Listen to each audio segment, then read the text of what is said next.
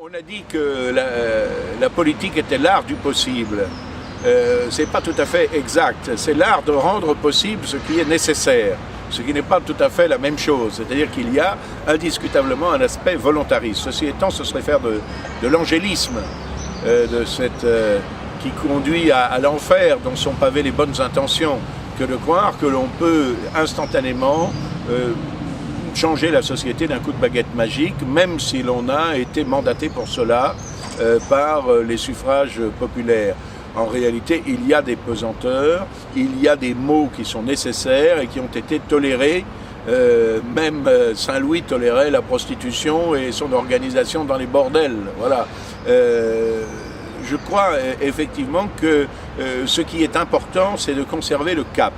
C'est-à-dire, les convictions ne doivent pas changer. Les buts à atteindre doivent rester ce qu'ils sont.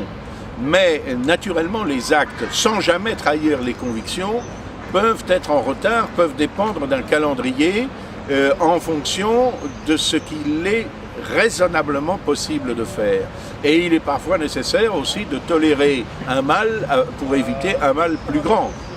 Mais cela ne doit jamais conduire à considérer que ce mal est devenu un bien qui doit être comme tel organisé, reconnu, et que l'on doit pour autant changer le discours critique à l'égard d'une situation mauvaise. Par conséquent, l'homme politique doit conserver tout à fait intactes ses convictions, ne doit jamais transiger avec sa vision de la vérité, mais on peut comprendre que s'agissant des réformes nécessaires dans la société, il les étale selon un calendrier qui tienne compte de ce qui est possible et de ce qu'il est réaliste de faire.